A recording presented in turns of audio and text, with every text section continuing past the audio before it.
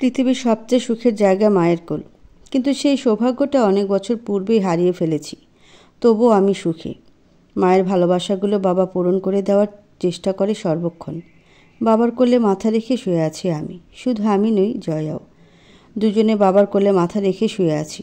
বাবা ছোটবেলার মতো রাজপুত্রের কল্পকাহিনী বলছেন। যখন গল্পের মাঝখানে ছিলেন তখন কেবিনে ঢুকলেন রৌধিক, সাথে দুজন নার্স। তারা আমার সমস্ত জামাকাপড় গুছিয়ে দিচ্ছেন। রৌধিক এগিয়ে এলেন, তার হাতে 2 কাপ চা। বাবার নিকট 1 কাপ চা এগিয়ে দিলেন, অন্য কাপ জয়াকে। বাবা তা দেখে বলেন, কি করছো? তুমি খাবে না? আমি কফি ছাড়া আর কিছু খাই না। তুই তো বেডা করলারই রসই খাবি। চা তো মিষ্টি পানীয়, খাবি কিভাবে? তোর গলা দিয়ে নামবে? ঢং। টুল টেনে সামনে বসলেন। উঠে বসলাম আমি। আমাকে উঠতে বারণ করে বললেন, জোনাকি, টেক রেস্ট। উঠতে হবে না। বাবা, আমি জোনাকিকে আমাদের বাড়িতে নিয়ে যেতে চাই, আপনার অনুমতি দরকার। বাবা একগাল হাসলেন। অফুরন্ত হাসি মাখা মুখ নিয়ে বললেন, তোমাদের বাড়ির বউ, তোমার যা ইচ্ছে তাই করতে পারো।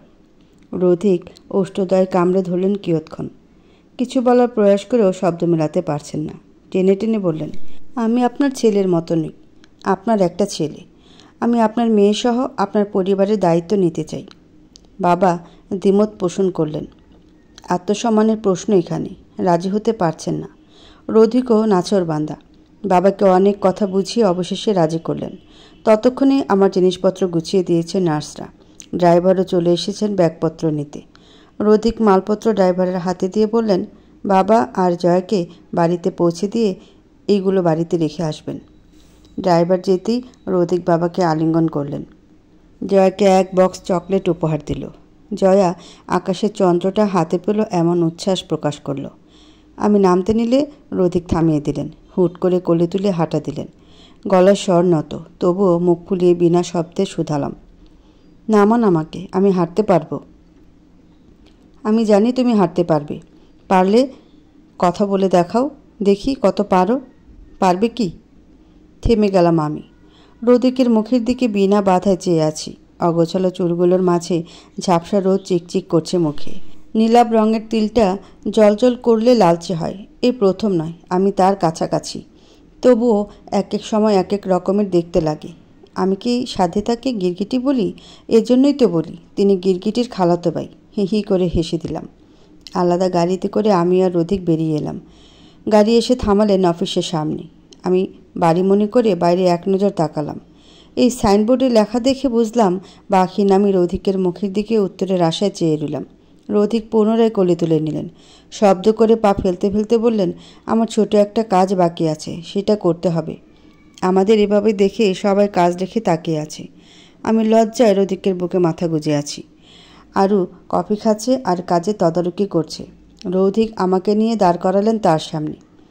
আরু কফি অধরের সাথে চেপে আছে, হাতে নিতে ভুলে গেছে। অসাবধানতায় ছ্যাঁকা খেল সে। রৌধিক সময় নিল না। কফির মগটা নিজের হাতে নিয়ে ছুঁড়ে ফেলল আরুর মুখে। গরম কফির কারণে মুহূর্তে লালচে হয়ে গেছে। চোখ জোড়াও টলটল। পিছিয়ে গেল 2 পা। মুখে হাত দিয়ে আহ করে জোরে চিৎকার দিয়ে উঠল। সবাই হতবম্ব। চিৎকার করে পানি আনতে বলছে। স্টাফরা পানি নিয়ে ছুটে এলো। আরুর হাতে দেওয়ার পূর্বে হাতের ইশারায় রৌধিক থামিয়ে দিল। আঙুল মুষ্টিবদ্ধ করে তর্জনী দিয়ে না বোধক বোঝালেন। স্টাফরা পিছিয়ে গেল। রুদ্ধ কণ্ঠে বললেন, একদম না, 1 পা সামনে আগাবেন না কেউ। রৌধিক ক্ষিপ্ত হয়ে গেছে। আমি গুটিসুটি হয়ে পশ্চাৎ লুকিয়ে রইলাম। রৌধিক আমাকে বাহুডোরে আবদ্ধ করে নিলেন। আঙ্গুল তুলে বললেন, সাহস হয় কী করে তোমার আমার ওয়াইফকে বন্ধ করে রাখার? আর আপনারা সত্যিটা না জেনে ওকে বাজে কথা কেন বলেছেন? Why? She is my wife. আমার এই অফিসে জয়েন করার আগে এই মেয়েটির সাথে বিয়ে হয়েছে এবং সর্বদা যাতে তাকে 2 চোখ ভরে দেখতে পারি তাই অফিসে আসা। যদি আমার সে জানের সাথে কেউ খারাপ বিহেভিয়ার করে, আপনাদের কি মনে হয় আমি চুপ করে থাকব? সবাই রৌধিকের কথা সায় দিল। রৌধিক পুনরায় বলতে লাগলেন, তাহলে আশা করি বুঝতে পেরেছেন। আর এই মেয়েটা আরুকে উদ্দেশ্য করে বলল, জোনাকিকে মেরে ফেলার চেষ্টা করেছে। এসির পাওয়ার হাই করে দরজা জানালা বন্ধ করে দিয়েছে। ও কি জানতো না জোনাকি আমার ওয়াইফ? সবাই হতভম্ব। অসন্তুষ্ট চোখে তাকিয়ে আছে আরুর দিকে। আরু তাকানোর স্পর্ধা নেই। তবুও সহানুভূতি অর্জন করতে চেপে চেপে বলে, yes I know who are she. Jonaki your wife. I wanted to kill her then talk to Jonaki. আরুর প্রশ্নসূচক দৃষ্টিতে তাকিয়ে আছে আমার দিকে। আমি বাকহীন, স্থির, শব্দ নেই কণ্ঠে, কিছু বলার দোবল্য নেই। আমাকে প্রশ্নের জবাব দিতে না দেখে ক্ষিপ্ত হলো সে। বসার উপযোগী চেয়ারটা ছুঁড়ে ফেলল পায়ের কাছে। তৎক্ষণাৎ পিছিয়ে গেলাম আমি। পায়ের উপরে পড়লে ভেঙেই যেন যেত পায়ের পাতা। এত বড় বিপদ থেকে বেঁচে গিয়েও বড় বিপদে পড়তে হতো আমাকে। অধিক সময় নিল না। কিছু বলার প্রয়াস করার পূর্বে অবিলম্বে বিকট শব্দে চোর বসিয়ে দিল আরুর গালে। আরুর বাহু টেনে ধাক্কা দিয়ে ছুঁড়ে ফেলল মেঝেতে। স্টাফদের পানি নিয়ে আসতে বললেন। পানি নিয়ে হাত ধুয়ে টিস্যু দিয়ে হাত মুছল। এমনভাবে বিহেভিয়ার করলো যেন তার হাতটা ধোয়া গেছে। ছুঁয়ে বড় অন্যায়ের ভাগিদার হয়েছে সে। রাগান্বিত স্বরে বললেন, একটাও কথা বলবে না তুমি, একটাও নয়। তুমি জানো জোনাকি কথা বলতে পারে না, তাই ওকে ইউজ করার চেষ্টা করছো। নেক্সট টাইম তোমাকে আমার আশেপাশে যাতে না দেখি, মাইন্ড ইট। আমার কোম্পানির সম্মানের কথা ভেবে আপনাকে পুলিশে দিলাম না, তবে আপনি যাতে অন্য কোথাও চাকরি না পান সেই ব্যবস্থা করব। আউট। দৌবল্য চরণে প্রস্থান করল সে। রোধিক সবাইকে নিজেদের কাজে মনোনিবেশ করার নির্দেশ দেয়, অতঃপর নিজের কেবিনে যায়। আমিও তার পিছু পিছু কেবিনে গেলাম। রোধিক ওয়াশরুমে গেছে। আমি টেবিলের উপরে বসে পা দোলাচ্ছি। মানুষটা বড়ই অদ্ভুত, ভিন্ন, আলাদা সে। দ্বার খুলে ভেতরে ঢুকলেন তিনি। পরনের জামা পাল্টে নিয়েছেন। মুক্তার ন্যায় জলজল করছে বিন্দু বিন্দু জলকণা। নিজের চেয়ারে বসলেন। এক হাত গালে দিয়ে অটল নেত্র যুগলের সহায়তায় চেয়ে রইলেন, প্রাণোজ্জ্বল। কবে তুমি শব্দ করে হাসবে? তোমার বাচ্চা বাচ্চা অট্টহাসিতে আমার হৃদয় শীতল ছোঁয়ার পরশ পাবে। আমি তৃষ্ণার্ত। তোমার হাসিতে মাতানো শব্দগুলো শোনার তীব্র আকাঙ্ক্ষা আমাকে ছেড়ে যাবে। তখন তো দিব্যি আরুকে ছুঁয়েছিলেন, আর এজন্যই তো ড্রেস চেঞ্জ করেছি, হাত পা ঘষে ঘষে পরিষ্কার করেছি। আমি অবুঝ, বোধগম্য হলো না কথার মানে। ভ্রুযুগল ঈষৎ উঁচু করে তুললাম। রোধিক প্রত্যুত্তর করলেন না। হাত টেনে কোলের উপর বসিয়ে দিলেন। টাল সামলানোর পূর্বেই আমি তার দখলে। গলায় পেঁচিয়ে রাখা মাফলার আর একটু পেঁচিয়ে দিয়ে বললেন, তো কি খাবেন ম্যাডাম, চা না কফি? মাথা দুলিয়ে নাবোধক বোঝালাম আমি। রোধিক তোয়াক্কা করলেন না। 2 কাপ চা আনতে বললেন, আদা চা। কথা বলতে না পেরে মুখ ফুলিয়ে বসে রইলাম। তিনি আমার রাগ ভাঙাতে ভেজা গালটা আমার গালের সাথে চেপে ধরল। চমকে উঠলাম আমি। ঘাট ঘুরিয়ে তাকানোর প্রয়াস করতেই দৃঢ় করে চেপে ধরলেন। নরম কোমল তুলতুলে গাল ভেদ করে ভেতরে ঢুকে গেল তার খোঁচা খোঁচা দাড়ি। দাড়ির সাথে লেপ্টে থাকা পানিগুলোতে কম্পন সৃষ্টি হলো আমার। ঈষৎ ফাঁক হয়ে গেল ওষ্ঠদ্বয়। তাকে সরানোর প্রয়াস করলাম, কিন্তু রোধিক হাতটাও নিজের আয়ত্তে নিয়ে নিল। দুঃখ অভিযোগে কপাল কুঁচকে গেল আমার। অটুট তার হাত। রোধিক অট্ট হাসিতে ফেটে পড়লেন। কপালের সাথে কপাল ঠেকিয়ে বললেন, ক্ষমতা শেষ। তোমার দূর কত দূর আমার জানা আছে, তাই চুপচাপ বসে থাকো, না হলে এবার মরিচের গুঁড়ো দাড়ির সাথে মিলিয়ে একদম গুঁতা দিব। আধারে আবৃত শহর, নিভু নিভু আলো জ্বলছে, মস্ত চাঁদের জোছনা, যাকে বলে জোছনাময় রাত্রি। তারাস্তীর্ণ অন্তরিক্ষ। বেলকনির রেলিং ধরে দাঁড়িয়ে আছি। রাত 10টা ছাড়িয়েছি। বিদ্যুৎ নেই ঘণ্টা খানেক। সহসা হৃৎপিণ্ড কাঁপানো শব্দে বিস্ফোরণ হয়। তৎক্ষণাৎ আধারে মিলিয়ে যায় সব কিছু। আজ রাতে বিদ্যুৎ আসবে কি না জানা নেই। সারাদিন উত্তপ্ত পৃথিবী, রাতের বেলায় উত্তপ্ত। বর্ষণের পূর্বাভাস। বর্ষণ মন্ত্রিত শ্রবণ করার অপেক্ষায় বসে আছি। মাঝখানে কেটে গেছে 4 দিন। একটু কথা বলতে পারি আমি। কর্ণপথে এসে হানা দিল পায়ের শব্দ। আমি পিছু ফিরলাম। মানুষটিকে দেখার প্রয়াস পূর্বেই পেছন থেকে জড়িয়ে ধরল কেউ। সেকেন্ড খানিকের জন্য মনে হলো বিদ্যুৎ ফিরে এসেছে। তার স্পর্শে প্রতিবারই বিদ্যুতের মতো শক খাই আমি। রোধিক এসেছে। নড়াচড়া করলাম না আমি। রোধিক কাঁধে মুখ গুজে দিল। তার মুখের ঘামগুলো আমার কাঁধে লেপটে গেল। উষ্ণ গরম লবণাক্ত জলকণা। 1 সেকেন্ডের জন্য মনে হলো যদি তাকে সুইচ বোর্ডের সাথে মিশিয়ে দিই তাহলে বিদ্যুৎ চলে আসবে। তাকে ছাড়ানোর চেষ্টা করে ফিরলাম আমি। রোধিক আমার কাঁধে 2 হাত রেখে নিচু হলো। আমি নিজের গায়ের ওড়নাটা খুলে তার ঘামগুলো মুছে দিলাম। তিনি ওড়নাটা নিজের গলায় পেঁচিয়ে নিলেন। তৎক্ষণাৎ ফোন বেজে উঠল। রোধিক ওড়না না দিয়ে ঘরে চলে গেলেন। মোজা খুলতে খুলতে কথা বলছেন। মায়া লাগলো আমার। ক্রমাগত গরমে ঘামছেন তিনি। আমি নিচে নেমে গেলাম। এক গ্লাস শরবত বানিয়ে উপরে চলে এলাম। পরাল টেবিল থেকে বই এনে হাওয়া করতে লাগলাম। রোদিক জামা কাপড় না ছেড়েই বেডের উপর শুয়ে পড়লেন। কান থেকে কিছুটা দূরে ফোন নিয়ে ফিসফিস করে বলল, আজকে কত তারিখ? 31শে মার্চ। কী বার? বৃহস্পতিবার। এখন কি সালটাও জিজ্ঞাসা করবেন? রোদিক প্রত্যুত্তর করল না। কাবার থেকে নিজের প্রয়োজনীয় জামা কাপড়গুলো নিয়ে বললেন, আমি আদ্রিতার ওয়াশরুমে যাচ্ছি। 10 মিনিট সময় দিলাম, তাড়াতাড়ি রেডি হয়ে নাও। বার্থডেতে যাব। ফার্স্ট মানে? রোদিক হাই তুললেন।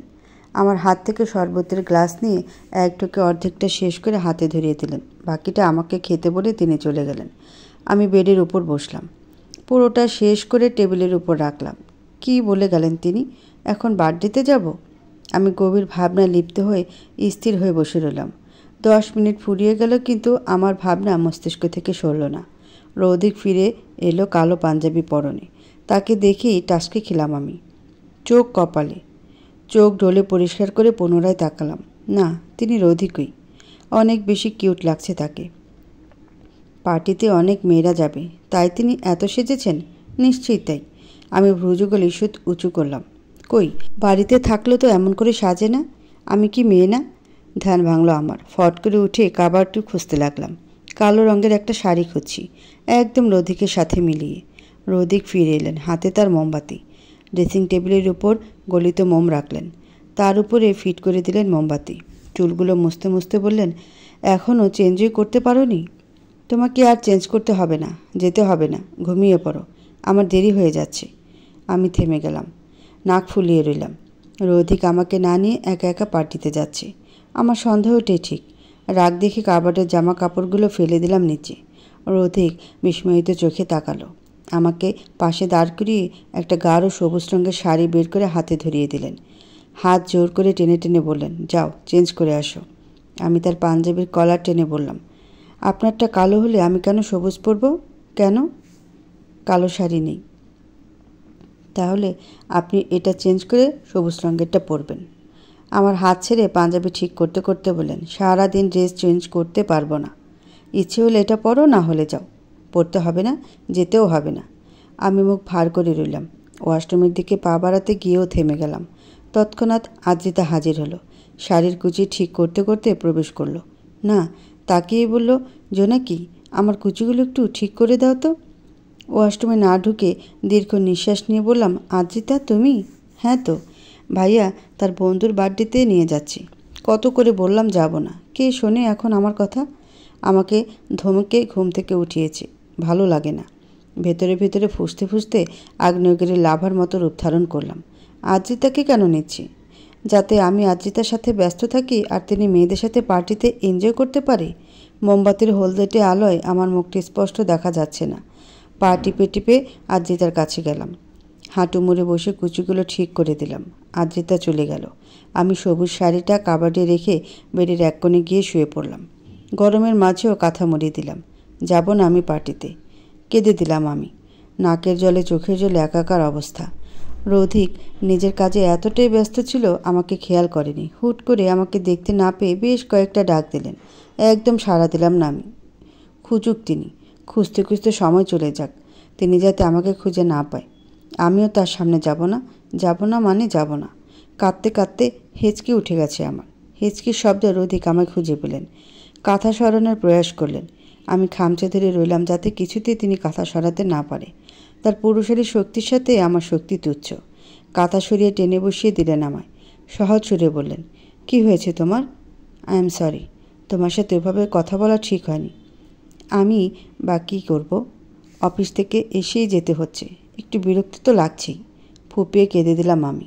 তিনি তো ঠিকই বলছেন। রৌদিক পিঠে হাত বুলিয়ে দিতে দিতে স্বল্প রাগান্বিত সুরে বললেন, আবার কি? আপনি আদ্রিতাকে কেন নিচ্ছেন আমাদের মাঝে? নিশ্চয়ই আমার জন্য। আমি আদ্রিতার সাথে বসে থাকবো আর আপনি বন্ধুদের সাথে আড্ডা দিবেন। রৌদিক একগাল হাসলেন। বাম গালে টোল পড়ল। মাতাল করা মুগ্ধকর সেই হাসির রেশ। আমি জন্মান্তরে এই হাসির জন্য দিন রাত পার করে দিতে পারি। ইভু হাসছে। হসপিটালের চাপে আদ্রিতাকে সময় দিতে পারে না।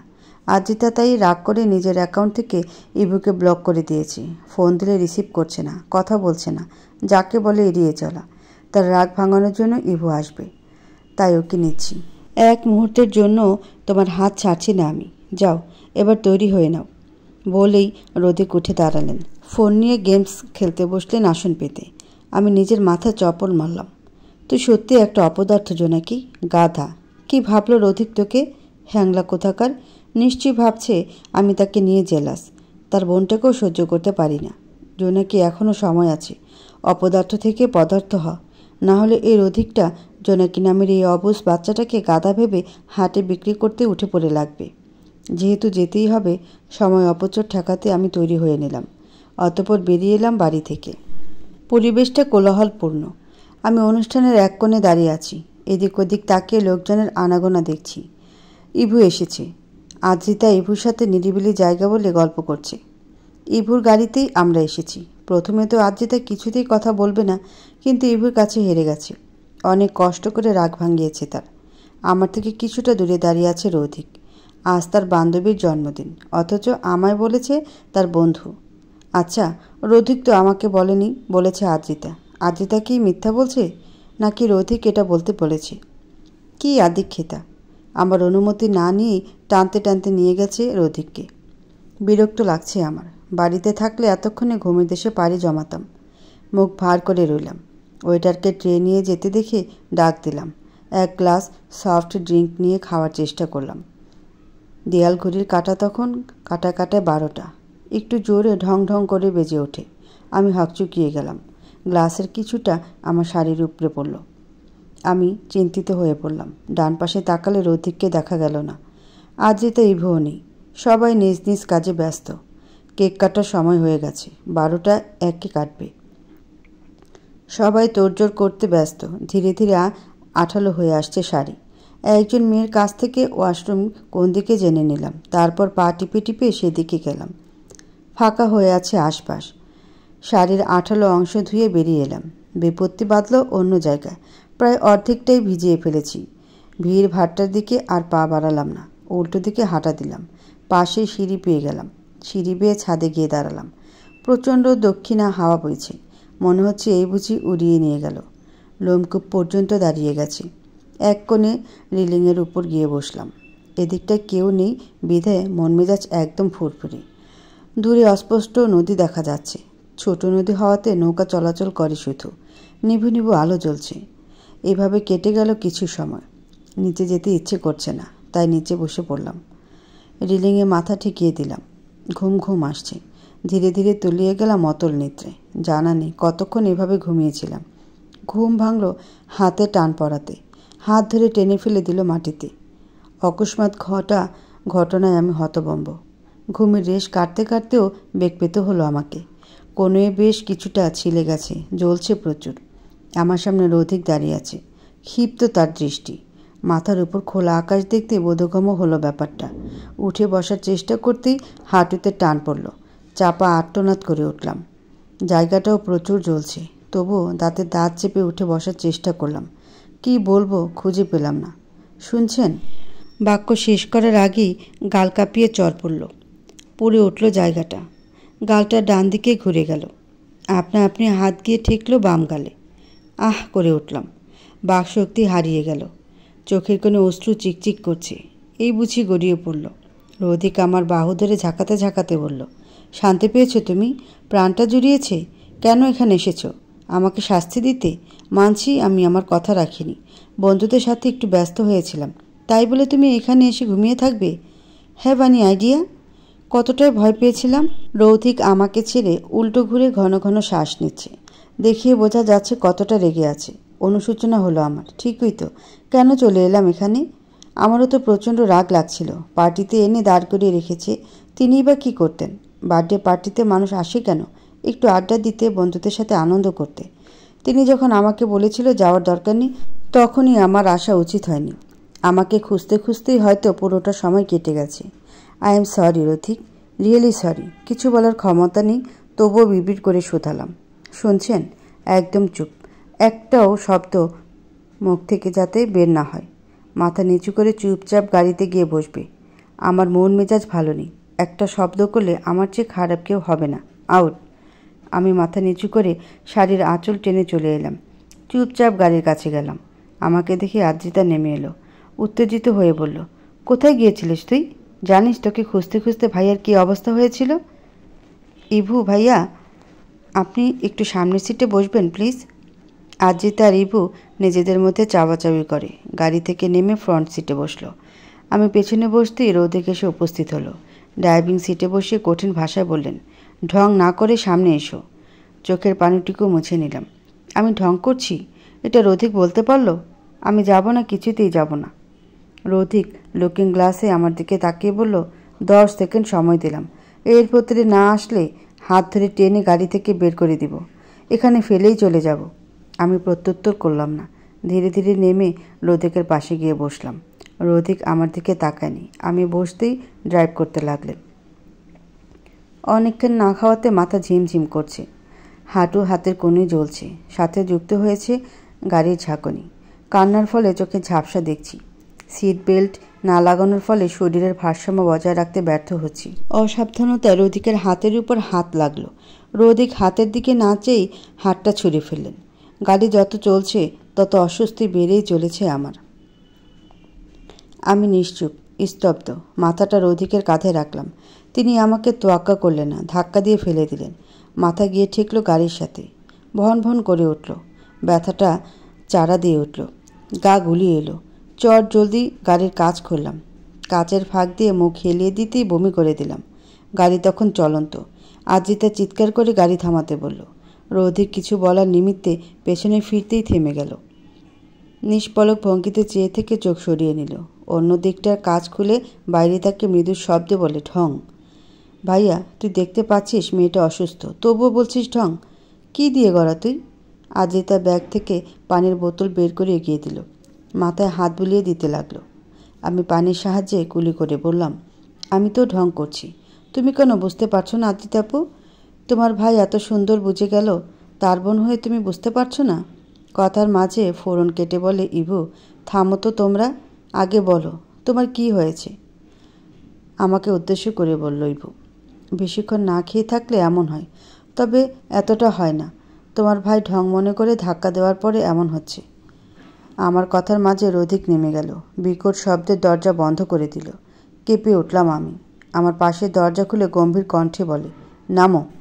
পরক্ষণে হাত ধরে টেনে নামালেন। ভারসাম্য বজায় রাখতে গাড়ি ধরে দাঁড়ালাম। রৌদিক এবার আমায় তার বুকের সাথে জড়িয়ে নিলেন। সরে আসার প্রয়াস করলাম। রৌদিক ছাড়ল না। ইভুকে উদ্দেশ্য করে বলে, তোমরা যাও, আদ্রিতাকে বাড়িতে পৌঁছে দিও। আমাকে নিয়ে উল্টো পথে হাঁটা দিলেন। আমি বুক থেকে মুখ তুলে বিড়বিড় করে বললাম, বিশ্বাস করুন, মাথাটা প্রচুর ব্যথা করছে, হাঁটতে কষ্ট হচ্ছে। সত্যি বলছি, আমি আর একটি কথাও বলবো না, প্লিজ। আশেপাশে কোনো দোকান এই সময় খোলা নেই। সামান্য একটু দূরে টঙ্কের দোকান খোলা আছে, সেখান থেকে কিছু খেয়ে নিতে হবে, তারপরে বাড়ির পথে হাঁটা ধরব। মিনিট 5 পর আমরা এসে উপস্থিত হলাম দোকানের সামনে। অনেক অনেক খদ্দেরের ভিড়। রৌদিক আমাকে নিয়ে বেঞ্চিতে বসলেন। 2 কাপ চা এবং বনরুটি অর্ডার করলেন। আমাকে বসতে বলে চলে গেলেন তিনি। দক্ষিণা হাওয়াতে ফুলের সুবাস আসছে, তবে ভিড়ের কারণে সুবাস ঠিকভাবে কানের দোরগোড়ায় পৌঁছাচ্ছে না। এত ভিড় দেখে আমার মনে অনেক প্রশ্ন। আচ্ছা, এরা কি রাতে ঘুমায় না? আচ্ছা, এই দোকানটা কতক্ষণ খোলা থাকে? রৌদিক এই দোকানের সন্ধান পেল কোথায়? রৌদিক গেল কোথায়? ফুলের সুবাস কোন দিক থেকে ভেসে আসছে? ইত্যাদি ইত্যাদি। ধীরে ধীরে রাত গভীর হতে গভীরতর হচ্ছে। রাস্তাঘাট জনশূন্য হয়ে পড়ছে। শীতলতা ক্রমশ বাড়ছে। ঘড়ির কাঁটা টিকটিক করতে করতে 4টার ঘরে পৌঁছেছে। থেমে যায়নি, সে নিজের মতো চলছে। চায়ের দোকান বন্ধ করে চলে গেছে। ফজরের আজান পড়েছে। আমি এদিক ওদিক তাকাচ্ছি, রৌদিকে দেখা নেই। আমাকে একা রেখে কোথায় গেছে সে? এই শহরটা আমার শহর হলেও তেমন চেনা নেই। কখনো এদিকটা এসেছি বলেও মনে পড়ছে না। আমার চোখের অশ্রু গড়ালো। চায়ের কাপ দুটো ঠান্ডা হয়ে গেছে নির্ঘাত। ফোন সঙ্গে আনিনি যে রৌদিককে ফোন করব। মাথা ব্যথাটা চারা দিয়ে উঠছে ক্রমশ। টাকা নেই সাথে। আমি তো ভেবেছিলাম না খেয়ে থাকলে আমি অসুস্থ হয়ে পড়ি। এটা শোনার পর রৌদিক আমাকে কিছু খাওয়াতে নিয়ে এসেছে, কিন্তু আমাকে ভুল প্রমাণ করে দিলেন। আমাকে কথা বলতে বারণ করার পরে কথা বলেছি বলে এইভাবে ফেলে রেখে গেছে। আমি আপনাকে জীবনেও ক্ষমা করব না রৌদিক, কখনো না। ড্রাম থেকে পানি তুলে মুখে ছিটিয়ে নি। জানি না কোন দিকে যাব? তবুও যেদিক থেকে এসেছিলাম সেদিকেই পা বাড়ালাম। আশেপাশে কেউ নেই, শুনশান রাস্তাঘাট। শাড়ির আঁচল চেপে সামনের দিকে এগিয়ে যাচ্ছি। হাত পা ছুলে যাওয়ার ফলে জ্বলছে প্রচুর, টান করতে পারছি না। কিছু দূর এগোতেই কয়েকজন যুবকের দেখা পেলাম। তাদের সুবিধার মনে হলো না। কুচকুচে কালো গায়ের রং, চুলগুলো বড় বড়, কোকড়ানো চুলগুলো পাখির বাসার মতো। কাক দেখলে যখন তখন ডিম পাড়তে চলে আসবে। ফিক করে হেসে ফেললাম আমি। অতঃপর আবার হাঁটা ধরলাম। পিচের রাস্তায় হাঁটার ফলে খ্যাচ খ্যাচ শব্দ হচ্ছে, পায়ের শব্দ বাড়তে লাগলো। ছেলেগুলো স্থির রইল না, আমার পিছু পিছু আসছে। পায়ের গতি বাড়িয়ে দিলাম। আমার পায়ের সাথে তাল মিলিয়ে তারাও হাঁটতে লাগলো। আমাকে ছুঁই ছুঁই উপায়ান্তর না পেয়ে সর্বশক্তি দিয়ে ছুটলাম। তারাও ছুটল। দুর্বল শরীরটা বেশিক্ষণ দৌড়াতে পারল না। ভারসাম্য হারিয়ে রাস্তার মাঝে মুখ থুবড়ে পড়লাম। ততক্ষণে তারা আমাকে ঘিরে ফেলেছে। ভয়ে ক্রমশ শরীর কাঁপছে আমার।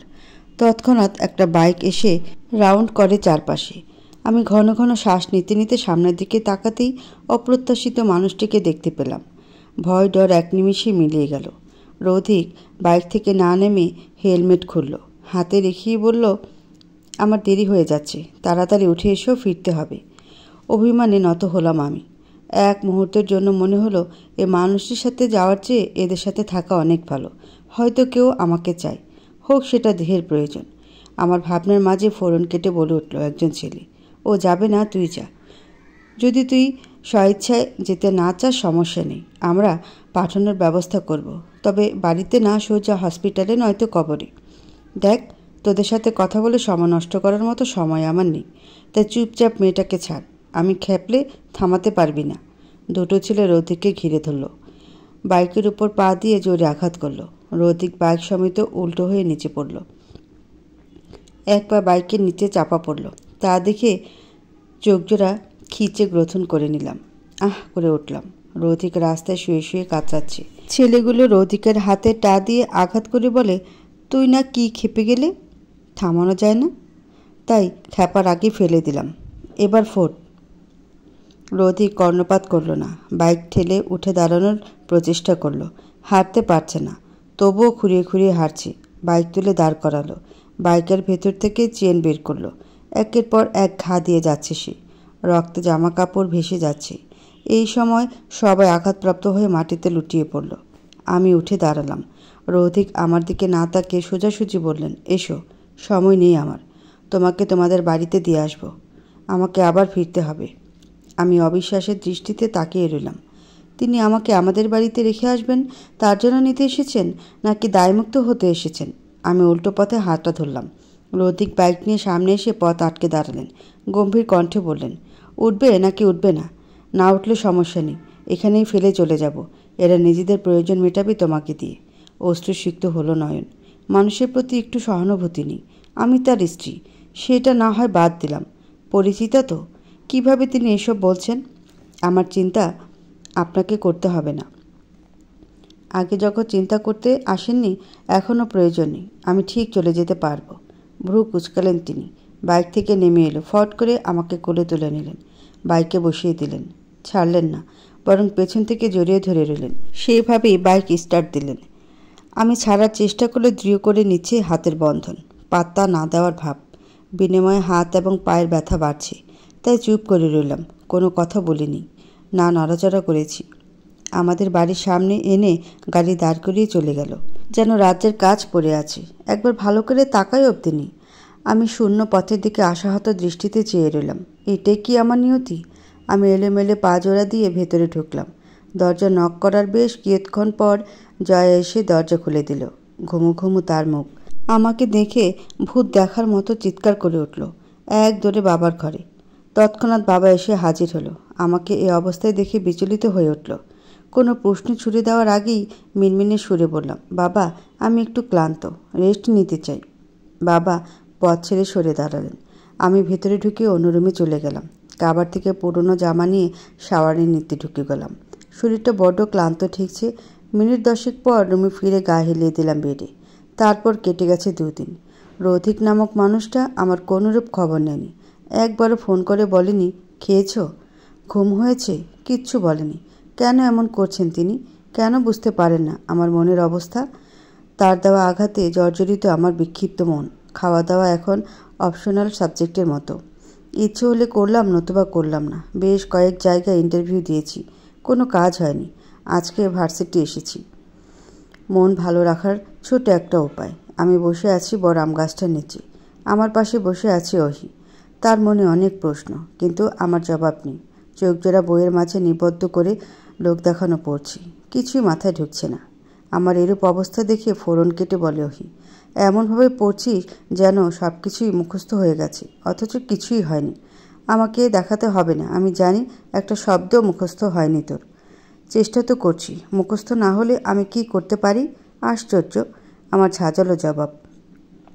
সামান্য একটা ব্যাপারে তুই সর্বদা হাইপার হয়ে যাস। অন্যের উপর রাগ আমার উপরে দেখাস। যা, থাকবই না। মাথায় চপল মারলাম আমি। রোধিকের জন্য এই মেয়েটাকে সবসময় কথা শুনিয়ে দিই, তার সাথে পাড়ার মুরুদ নেই। অহির হাত ধরে থামিয়ে দিলাম। টেনে টেনে বললাম, সরি রে। তবুও মেয়েটা গম্ভীর হয়ে রইল। ফিক করে হেসে দিলাম আমি। আমার সাথে অহিও হাসল। কেউ হাসলে অহি রাগ করে থাকতেই পারে না, বড্ড সহজ সরল। আমরা উঠে ক্লাসের দিকে পা বাড়ানোর আগে সেই মেয়েগুলো ঘিরে ধরল আমাদের। সেদিনের মেয়েগুলো সিনিয়র বলে হয়তো আজকে সেই দিনের কথাগুলোর প্রতিশোধ নেবে। আমি সরে যাওয়ার চেষ্টা করতেই সেদিক থেকেও ঘিরে ধরল। আমাকে বাধা দিয়ে তারাই বলতে শুরু করলো, সরি আপু, আমরা সত্যিই দুঃখিত। মেয়ে হয়েছে, আমাদের এমনভাবে বলা উচিত হয়নি। আমাদের ভাবা উচিত ছিল শত হোক আমরাও তো মেয়ে। হ্যাঁ আপু, আমরা আপনাকে অনেক খুঁজেছি, কিন্তু পাইনি। প্লিজ আমাদেরকে ক্ষমা করে দিন। আর কখনো এই ভুল হবে না। সত্যিটা না জেনে একটা ছেলের সাথে মিশিয়ে কি বলেছিলে মনে আছে? অ্যাক্সিডেন্টলি সেই ছেলেটি আমার হাজব্যান্ড। তোমরা জানো, তবুও আমি কেঁদেছিলাম। একজন ছেলে যদি ওই কথাগুলো বলতো, বিশ্বাস করো আমি তেমন কিছু মনে করতাম না। কিন্তু যখন তোমরা মেয়ে হয়ে বলেছ, আমার মরে যেতে ইচ্ছে করছিল। ওদেরকে বলতে না দিয়ে নিজেই বললাম। মাথা নত করে দাঁড়িয়ে আছে। মনে হলো একটু বেশিই বলে ফেললাম। ঠোঁট হেলিয়ে হাসলাম মৃদু। তাদের কাঁধে হাত দিয়ে বললাম, ঠিক আছে, তবে এই ধরনের ভুল আর করো না। তুমি কি ভালো গো, এত সহজে সব কিছু ভুলে গেলে। ওই এগিয়ে এসে সরল ভাষায় বলে, ও তো এমনি, তাই তো আমার বেস্ট ফ্রেন্ড। একে একে সবার সাথে বন্ধুত্ব হলো। ওরা দুজন মেয়ে দুজন ছেলে। আগে সিনিয়র ভাব নিত। ভার্সিটিতে ঘোরা হলো, আড্ডা দেওয়া হলো। লেকের পাড়ে এসে দাঁড়ালাম। হাওয়া বইছে। রাস্তার দিকে দৃষ্টি যেতেই দেখলাম রোধিকের মতো একটা মেয়ের সাথে হেঁটে যাচ্ছে। চিন্তিত তার মুখ, কেমন শুকিয়ে গেছে, পরনে ঢিলে ঢালা শার্ট, উস্কো খুস্কো চুল। ব্যাগ নিয়ে ছুটলাম। রোধিকের সামনে গিয়ে পথ আটকে দাঁড়ালাম। রোধিক খেয়াল করলো না, না তাকিয়েই সরে গেলেন। আমি আবার পথ আটকালাম। ভ্রু কুঁচকে বললেন, সমস্যা কি? পরক্ষণে বললেন, তুমি? আমি। কোথায় যাচ্ছেন? কাজ আছে, সরো। না, সরব না। আগে বলুন কোথায় যাচ্ছেন? রৌথিক পাশের মেয়েটিকে হাঁটতে বললেন। মেয়েটি মুচকি হাসল। চোখ আড়াল হতেও বললেন, বিরক্ত করছে কেন? আর চোখ মুখের এই হাল হয়েছে কি করে? খাওয়া দাওয়া করো না নাকি? যাও, বাড়িতে যাও। আমাকে নিয়ে একদম চিন্তা করবে না। বাড়ির কারো সাথেও যোগাযোগ করার চেষ্টা করবে না। বলেই স্থির পাজরা গতিশীল করলেন। আমি হামাকের নিয়ে চেয়ে রইলাম। আমাকে পাত্তা না দিয়ে চলে গেলেন। শূন্য রাস্তার দিকে তাকে দীর্ঘ নিঃশ্বাস নিলাম। হাঁটছি। মাঝ রাস্তায় এসে চোখ পড়ল ঝুলন্ত পত্রিকার উপরে। আগুনে পুড়ে যাওয়ার ছবি, বড় বড় অক্ষরে লেখা, আহমেদ ইন্ডাস্ট্রিতে ভয়াবহ অগ্নিকাণ্ড। হাত পা জমে যাচ্ছে আমার। আমি দোকানের সামনে দাঁড়িয়ে পত্রিকা হাতে নিলাম। আমাদের অফিসের ছবি, কী সব লিখেছে তারা। উপরে দৃষ্টি যেতেই দেখতে পেলাম কিছুদিন আগের তারিখ, যেদিন রৌধিক আমাকে মাঝ রাস্তায় ফেলে এসেছিল। এত বড় একটা দুর্ঘটনা আমাকে কেন জানায়নি? বাড়ির সবার কি অবস্থা? ঘটনা কি আদৌ সত্য? ব্যাগ থেকে ফোন বের করে রৌধিকের নাম্বারে ফোন করলাম। ব্যালেন্স নেই। ব্যাগের ভেতর রেখে এদিক ওদিক ফ্ল্যাক্সি লোডের দোকান খুঁজলাম। ব্যালেন্স লোড করলাম। রৌধিকের নাম্বারে ফোন করলাম। তিনি রিসিভ করলেন। হ্যালো বলতেই ফোন রেখে দিলেন। তাকে আর পাওয়া গেল না। বাড়িতে ফোন করলাম, সেখানেও কাউকে পাওয়া গেল না। কি করব কিছুই বুঝতে পারলাম না। রিক্সা নিয়ে বাড়ির উদ্দেশ্যে রওনা দিলাম। বাড়িতে এত বড় একটা তালা ঝুলছে। দারোয়ান চাচাকে দেখতে পাচ্ছি না। সাইনবোর্ড ঝুলিয়ে রাখা, এখানে প্রবেশ নিষেধ। একই রিক্সায় করে অফিসের সামনে গেলাম। পুলিশ পাহারায় রয়েছে। ফায়ার সার্ভিস কর্মীরা এখনও কাজ করছে। আদ্রিতা বাবা মা কোথায় গেছে? হঠাৎ করেই আহির সবার কথা মনে পড়ল। আমরা তো একই অফিসে চাকরি করতাম। সারাকে ফোন দিতেই রিসিভ করলো, যেন আমার ফোনের জন্যই সে অপেক্ষা করছিল। হ্যালো সারা, বলছিস? অফিসে কি হয়েছে বলতো? অবিশ্বাসের কণ্ঠে বলে। কি হয়েছে মানে? তুই কিছু জানিস না? আশ্চর্য তো, আমি জানি না বলেই তো তোর কাছে জানতে চাইছি। বলার হলে বল, না হলে ফোন রাখ। সেদিন মাঝরাতে খবর পেলাম আগুন লেগেছে। হন্তদন্ত হয়ে অফিসে যাই, শর্ট সার্কিটের ত্রুটির কারণে। এটা ফায়ার সার্ভিসের কর্মীরা বলেছে, তবে আমাদের ধারণা সব কিছু আরও করেছে। সেদিন তাকে অফিসের আশেপাশে ঘুরতে দেখা গেছে। শুনেছি ব্যাংক থেকে অনেক টাকা লোন নেওয়া হয়েছে। বাড়িটা বন্ধক রাখা ছিল। বাড়িটা ব্যাংকের দখলে। 1 মাস সময় দেওয়া হয়েছে। টাকা পরিশোধ করতে পারলে বাড়িটা ফেরত পাবে। আমি স্তব্ধ। সারা ওপাশ থেকে বলেই চলেছে, কিন্তু কোনো কিছুই আমার কানে আসছে না। সব কিছু অস্পষ্ট। বসে পড়লাম রাস্তার মাঝখানে। সব কিছু আমার জন্য হয়েছে। আরও আমার উপর ক্ষোভের বশে আগুন লাগিয়েছে। আমার জন্য তাদের মস্ত বড় একটা ক্ষতির সম্মুখীন হতে হয়েছে। চোখজোড়া ছলছলিয়ে উঠল। নিজের অজান্তেই বড় একটা ক্ষতি করে ফেললাম। কিভাবে বাড়ি ফিরে যাব? তৎক্ষণাৎ কাঁধে হাত রাখল কেউ। চোখজোড়া মুছে ঘাড় ঘুরিয়ে তাকাতেই ইভুকে নজরে এলো। আমার মাথায় হাত রেখে বললেন, কি অবস্থা করেছ চোখ মুখের? আয়নায় দেখেছ নিজেকে? চলো, কেঁদো না, বাড়িতে চলো। আদ্রিতা, বাবা মা ওরা কোথায়? আমাদের বাড়ি আছে, চলো, তুমিও সেখানে থাকবে।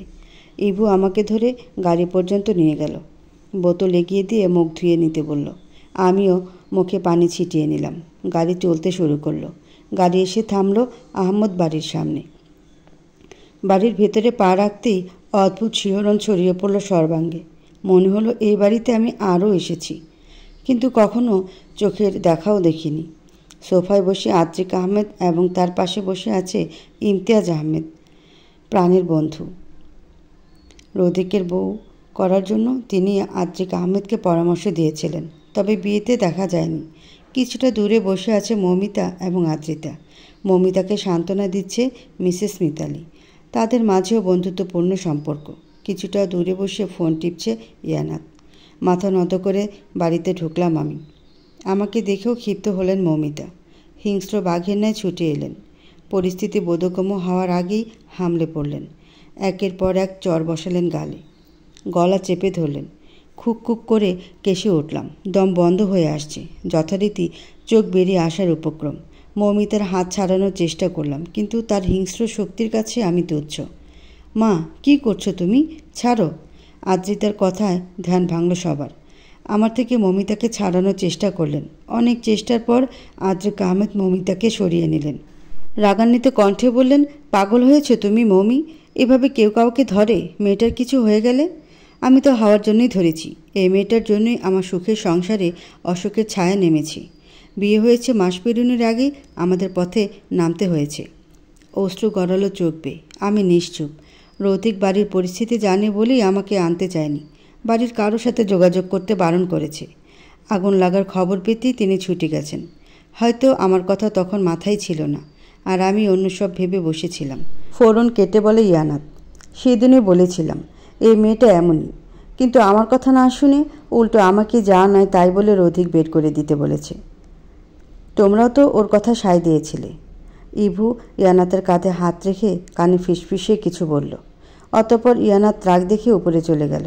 মৌমিতা থামল না, বলেই চলেছে, এই মেয়েটাকে টাকার বিনিময়ে আমার রোদুর বউ করেছিলে না? টাকা তো পেয়েছ, এবার বিদায় হও। আর কোনোদিন যাতে আমার চোখের সামনে তোমাকে দেখতে না পাই। তাহলে? মিতালি মৌমিতাকে থামিয়ে দিলেন। আমাকে ধরে বললেন, এই মেয়ে কি করেছে শুনি?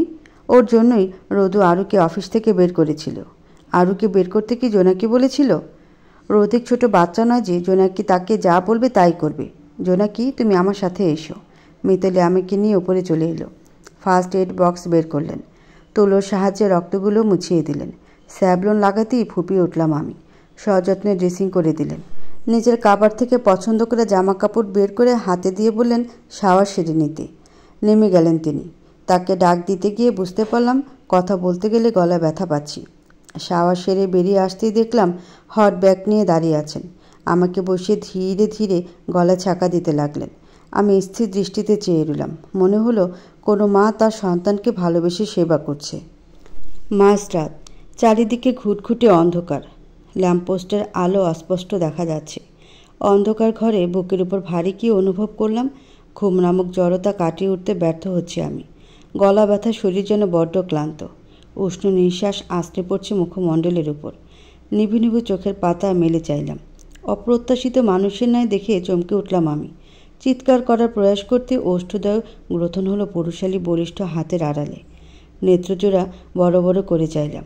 খুব চেনা, অতিশয় প্রিয় এই সুবাস। হৃৎপিণ্ডে জড়িয়ে গেল মাতাল করা স্পর্শ। আমার হাতটা ছেড়ে দিলেন। নিজের ওষ্ঠদ্বয়ের উপর তর্জনী ঠেকিয়ে হুশ করলেন। মাথা ঝাঁকিয়ে না বোধক বোঝালেন। বোধগম্য হলো মানুষটির অধিক। আমি দ্রুত বেডের উপর ভর দিয়ে উঠে বসলাম। পাশেই মিতা আন্টি ঘুমিয়ে আছে। রৌধিকের কানের কাছে মুখ এনে বিড়বিড় করে বলি, আপনি আপনি এখন এখানে কি করছেন? তিনি আমার কানের কাছে তার মুখ এনে ফিসফিসিয়ে বললেন, আমি আমার বউর কাছে এসেছি। কেন, কি হয়েছে? কম্পন ছড়িয়ে গেল সর্বাঙ্গে। বেডশিট আঁকড়ে ধরলাম দ্রুত, দাঁতে দাঁত চেপে ধরলাম। সেকেন্ড খানিক ঝিম ধরে বসে রইলাম। ধাক্কা দিলেন তিনি, ধ্যান ভাঙল আমার। ফট করেই শুয়ে পড়লেন গা ছড়িয়ে। রৌধিকে টেনে তোলার প্রয়াস করতে করতে বললাম, প্লিজ উঠুন, আন্টি জেগে যাবে। জেগে গেলে তো ভালোই হবে, ফাঁকা একটু স্পেস পাওয়া যাবে। কতদিন মন খুলে একটু তোমাকে দেখা হয় না। তাহলে আর কি করার, আমি যাই, তোরা মন প্রাণ খুলে কথা বল। তৃতীয় ব্যক্তির প্রবেশ ঘটল। রৌধিককে আর বলতে না দিয়ে মিতা আন্টি বললেন। আমি লজ্জানত হলাম। তিনি ফিরলেন না, মাথায় ঘোমটা টেনে ধীরে ধীরে চলে গেল। রৌধিক দাঁড়িয়ে চুমু ছুড়ে দিলেন। সরে বসলাম আমি। রৌধিক আরেকটু এগিয়ে বসলেন। তার ডান হাতটা ললাটে ঠেকালেন। এপিট ওপিট করে বললেন, জ্বর নেই, গলা ব্যথা করছে কি? আপনি জানেন?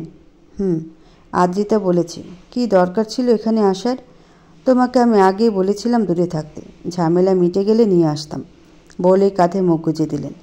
নিজের সাথে জড়িয়ে নিলেন। চোখ জোড়া গ্রথন করে আরেকটু দৃঢ়ভাবে মুখ গুজলেন। ঘুমো ঘুমো কণ্ঠে বলে, জানো, এতদিন শান্তিতে দু চোখের পাতা এক করতে পারিনি। কিভাবে বাড়িটা ফিরে পাবো বুঝতে পারছি না। এখনও কতগুলো টাকা। চোখ ভিজে উঠল আমার। আমার জন্য সবাইকে বিপদে পড়তে হচ্ছে। কিভাবে বাড়ি ফিরে পাবে? আদৌ কি সম্ভব? রৌধিক ভ্রু কুচকাল। চোখের অশ্রুটুকু মুছিয়ে দিলেন সযত্নে। আমাকে বুকে জড়িয়ে নিলেন। বিনিময়ে কান্নার গতি তুলনামূলক বেড়ে গেল। রৌধিক আমাকে সান্ত্বনা দিচ্ছেন। আমার থামার নামই নেই। না পেরে অবশেষে ধমক দিলেন। সাথে সাথে কান্না থেমে গেল। শরীর কেঁপে কেঁপে উঠছে। আমাকে নিয়ে বেডের উপর শুয়ে পড়লেন। মাথায় হাত বুলিয়ে দিতে লাগলেন। আমিও বাচ্চাদের ন্যায় নিদ্রাচ্ছন্ন হলাম। সূর্যটা ঢলে পড়েছে পশ্চিমে। বেলকনিতে বসেছি আমি। অন্তরিক্ষে কালো মেঘের ভেলা। আমার সাথে মিলিয়ে তারাও মুখ ভার করে আছে। সামনে একজোড়া চড়ুই পাখি গাছের মগডালে বাসা বেঁধেছে, ডিমও পেড়েছে। পাখি জোড়ার কত আনন্দ, অথচ আমার আনন্দ নেই।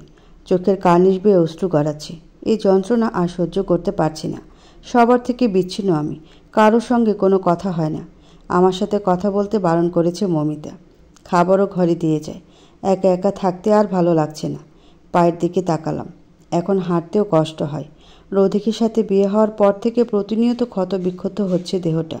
আজও সহ্য করতে হয়েছে তীব্র যন্ত্রণা। ইয়ানাত নামক মেয়েটা একদম আমাকে সহ্য করতে পারে না। যদি সম্ভব হতো আমাকে এই বাড়ি থেকে বের করে দিত। এই তো দুপুরের কথা। সবে শাওয়ার নিয়ে বেরিয়েছি আমি।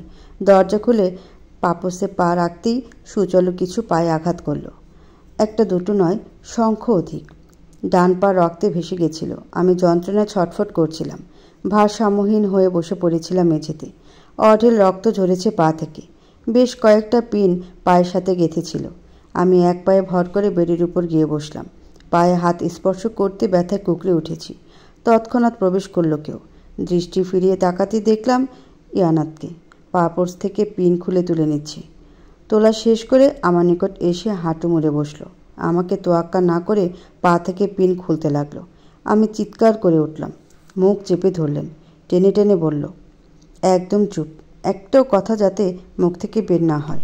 পলকের নেত্রযুগল দ্বারা দেখল তার কাণ্ড। বাকরুদ্ধ আমি। প্রবল যাতনায় পাওয়া অবশ হয়ে গেছি। ইয়ানাত তার কাজ শেষ করে বেরিয়ে যাওয়ার প্রয়াস করল। লহমায় ফিরে চাইল। রাগান্বিত কণ্ঠে বলে, এই ঘটনা যদি কেউ জানতে পারে তাহলে আমার চেয়ে খারাপ কেউ হবে না। আমি কি করতে পারি আশা করি তোমার জানা হয়ে গেছে।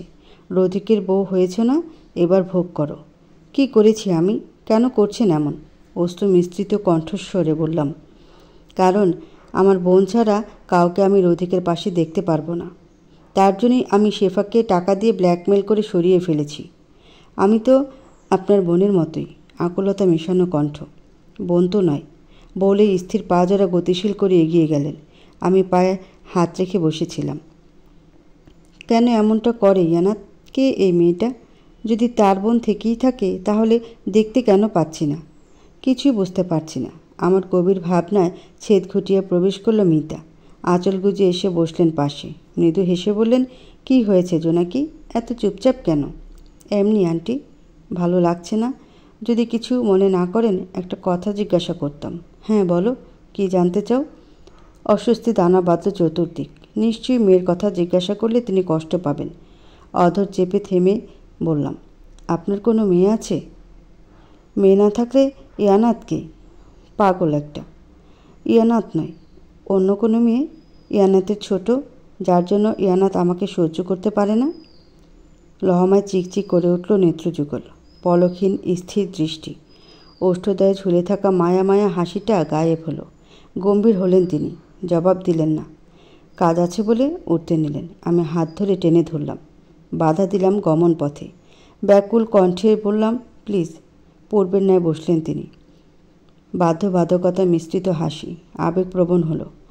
দীর্ঘ নিঃশ্বাস ত্যাগ করে বললেন, ছিল এককালে, এখন নেই, হারিয়ে গেল। ইভু ইয়ানাতের প্রিয় ছিল। দুই ভাই বোন কাড়াকাড়ি করত তাকে নিয়ে। মেয়েটাকে শান্তিতে থাকতে দিত না। কতবার পরে ব্যথা পেয়েছি হিসেব নেই। পুচকির জন্য ওদের দুই ভাই বোনকে কত মেরেছি হিসেব নেই। রোধিকের বউ করবে ঠিক করে রেখেছিল। রোধিকেও বিয়ে করতে রাজি। হুট করেই হারিয়ে গেল মেয়েটা। খুব আদরের ছিল, তাই ওর হারিয়ে যাওয়াটা ইভু ইয়ানাত সহ্য করতে পারেনি। মনে করে ওর বোন ফিরে আসবে, তাই তোমার সাথে এমন বাজে ব্যবহার করে। ও কিভাবে হারিয়ে গেছে? তৎক্ষণাৎ ঝুমঝুম করে বৃষ্টি শুরু হলো। মুষলধারে বৃষ্টি। লোহমায় বৃষ্টির ধারা বেলকনিতে এলো। আর্দ্রতা ছড়িয়ে গেল জায়গাটা। আন্টি প্রত্যুত্তর দেওয়া কুল পেলেন না। আমাকে রেখে ছাদের দিকে ছুটলেন। অনুমান সাপেক্ষ বৃষ্টির নিমিত্তে পিচ্ছিল হয়েছে জায়গাটা। আন্টিকে যেতে না করে আমি ছুটলাম সেদিকে। পায়ে ব্যথায় মাটিতে পা স্পর্শ করাই দেয়। তবুও দেয়াল ধরে খুঁড়িয়ে খুঁড়ে ছাদে পৌঁছালাম। ততক্ষণে আংশিক আর্দ্র জামাকাপড়। আমি দ্রুত জামাকাপড়গুলো তুললাম। ধীরে ধীরে হাঁটার সমীপে বেশ খানিকটা ভিজে গেছি। তৎক্ষণাৎ অন্তঃকরণে হানা দিল। বৃষ্টির ফোঁটা আমার দেহের উপর পতিত হচ্ছে না। আমি ফট করে উঠতে চাইলাম। আমার মাথার 1.5 হাত উচ্চে মস্ত কালো রঙের ছাতা। পাশ দিয়ে পেছনে না ফিরেই উপর থেকে পেছনে ঘোরার প্রয়াস করলাম। পা পিছনে পড়ে যেতে নিলে বলিষ্ঠ পুরুষ এলে হাতে কোমর জড়িয়ে নিল। ধীরে ধীরে তার দিকে ফিরিয়ে নিল। রোধিককে দেখে এক চিলতে হাসলাম আমি। লোকটা অদ্ভুত ধরনের। পরক্ষণে ভীত হলাম।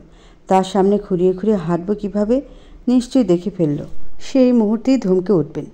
কিভাবে পায়ে ব্যথা পেলাম?